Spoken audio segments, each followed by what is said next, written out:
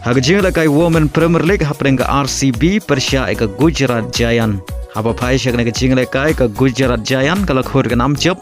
Haden bagalala ban Pynliem ke RCB dan hari weekend.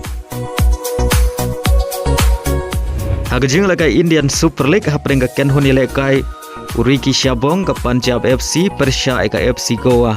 Hagan kecing lakai ke FC Goa kalau khur ke 6 job haden bagalala ban Pynliem ke Punjab FC da Shigul lanat. Padia kan ke Shigul layo ban tap lengba umak huge hak minit ke basau peusan.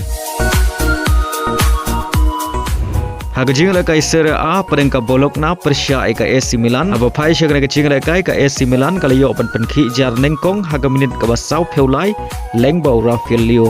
Henry haga minit ke basau pra ke bolokna kalau yo ban tap ya ke gol penia khai lengbau Castro. Bar haga minit ke pra ar ke bolokna kalau yo biang ban tap ya ke gol pentam lengbau dan doye. Bar hadu bukut ke jing lekai ke bolokna kalau la ban Pynliem ya ke AC Milan da ar la ke wei.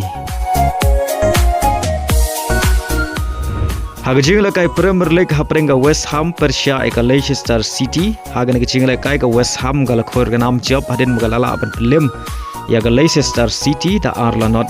Bari ya gini ke Argol kalau ya ban tap haga minit ke ba Arpeway, pada haga minit ke ba Sao Peulai.